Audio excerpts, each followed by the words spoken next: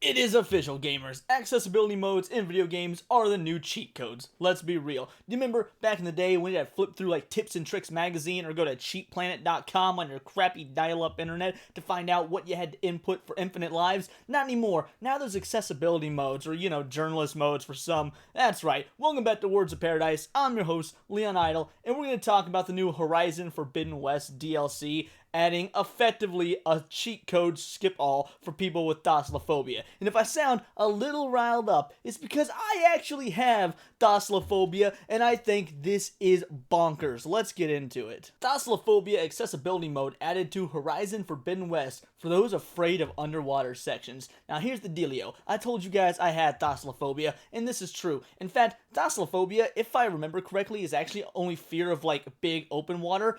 I don't even like swimming pools. I'm so afraid of water. Like, aside from taking a shower and drinking water, I don't set foot in water. If it's raining outside, I don't go out. I get my food delivered or whatever. Just feeling water droplets touching me gives me the heebie-jeebies. So yeah, when I hear this and think, oh, weaklings who can't even play water levels in video games are getting accessibility modes when it's just part of life and you gotta nut up and deal with it at times, yeah, I get thrown into a bit of a tizzy. Because you know what? Sometimes if you need to go outside when it's raining, you do it. If you're around all your friends and family and it's summertime and they want to go to the pool, you got two options. You can either be a spoiled sport and stay away from everyone and let them go have their fun, or you can, swallow your pride and realize, hey, it's a swimming pool. It doesn't matter how afraid you are. Your pappy or your mom, your dad, your little brother, whatever, they probably ain't gonna let you drown, and you nut up and deal with it. Maybe you just sit poolside and chill with them. But at the end of the day, that's real life. This is a video game, and you're gonna have people be able to skip water sections in a damn video game? I'm a bit heated. Let's read this article. Guerrilla Games has added a Thalassophobia accessibility mode to Horizon Forbidden West to make underwater parts easier to manage. Earlier this week, Guerrilla Games took to the Horizon series subreddit to discuss patch 1.21 for the Horizon Forbidden West, along with preparing the game for the PlayStation 5 exclusive Burning Shores DLC. A variety of accessibility features were included. These include larger subtitles, auto pickup, color blindness settings, auto camera, navigation assist in focus mode, and other options that further improve player experience. Now, I'm gonna be real with you guys. I think half of these are unnecessary. Like, okay, larger subtitles, I get it. Color blindness stuff, I kinda get that too.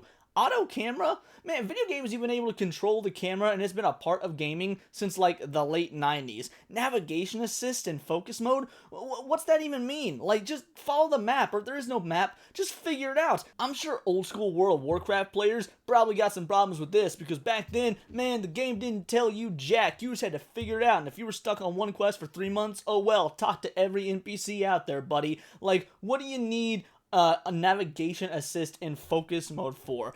Some of this stuff is too much. Video games are made to be a challenge. They are made for you to have something to do. Now, I get it. Not everyone wants to sit there and frustratingly pull out their hair while they're trying to beat a game. Some people just, they want to do things to relax. And you know what? That's fine.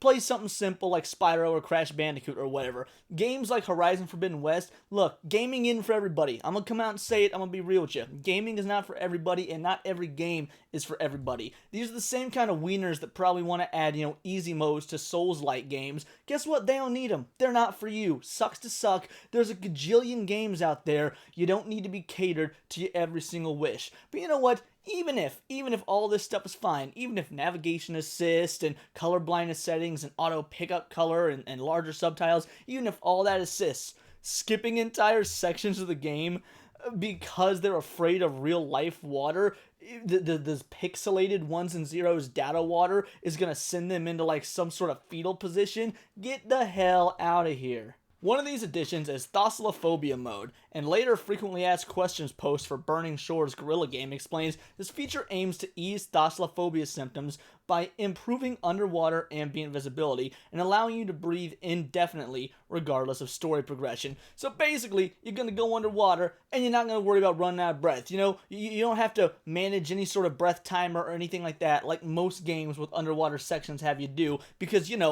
realism. I genuinely do not understand what they're trying to do here, aside from, again, make sure that journalists give them a good review, because journalists aren't going to keep drowning because they've got Thalassophobia mode on, and they can actually complete the level and give it the perfect 10 out of 10 score because Alloy is over there kissing a chick and they want to get to that cutscene so they can champion its representation. That's the real reason they're doing this. Okay, I don't know about the real reason, I'm being hyperbolic, but the point is, there is no reason. You're not helping anyone by making your character be able to breathe underwater indefinitely. You're just removing any and all immersion factor, and you're doing it in the name of representation, which is a massive virtue signal, let's be real. Just give us a game with some pretty good mechanics that doesn't have to do with any sort of virtue signaling, that doesn't have to do with any of your politics or anything like that.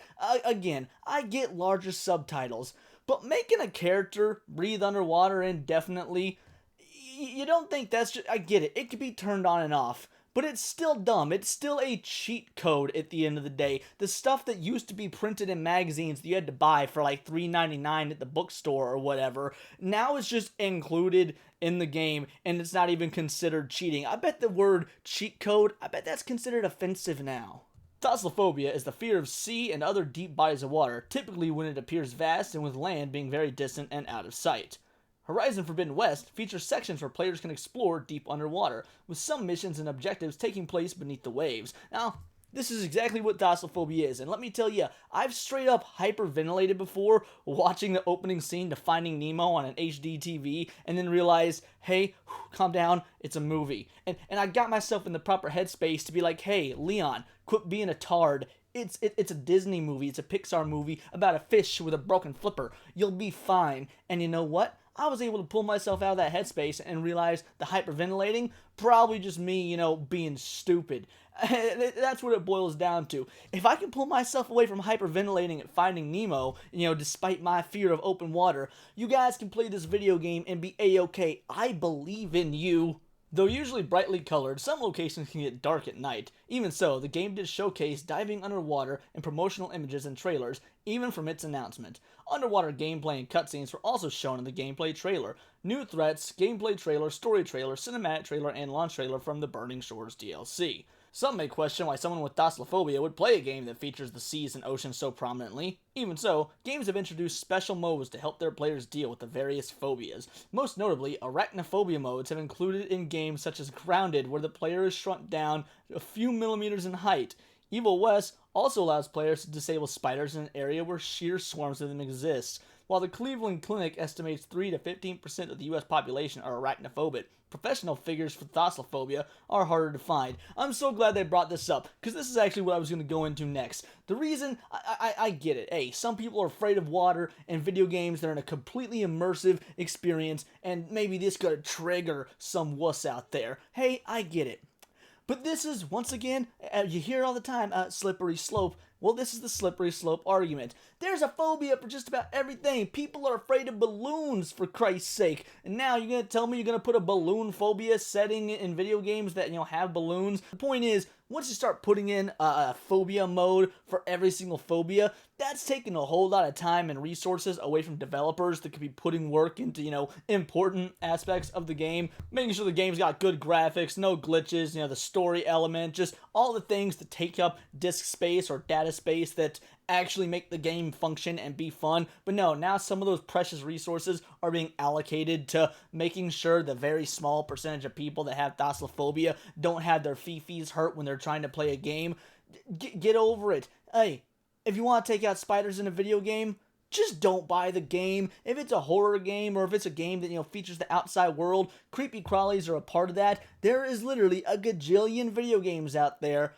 A few gonna have spiders. Either nut up and deal with it, or just move on to something that don't got spiders. You don't need no arachnophobia mode, you wuss. At the end of the day, this boils down to helping gamers, and in my opinion, this doesn't help them. Catering to people's fears, being like, hey, I know you have a fear of spiders, or I know you have a fear of water, so we're gonna make that easier on you, or remove it completely. I'm sorry, that don't sit well with me. Those are things that people have to experience in the real world. And you're not making life any easier for them by giving them the option to remove it in a video game. Because guess what? You can't remove it in real life. So now what? People are just going to sit there, be addicted to their games all the time, be addicted to this virtual world because they can basically have it perfect for them. They got unlimited lives. They can die over and over, keep coming back. They don't have to deal with spiders like they do in the real world. Or they don't have to deal with water. Or hey, maybe they've got some in-game avatar that's just got, the perfect face, great personality, a nice butt. And hey, I don't need to go out and meet a real person. I got video game avatar lady. Like, look,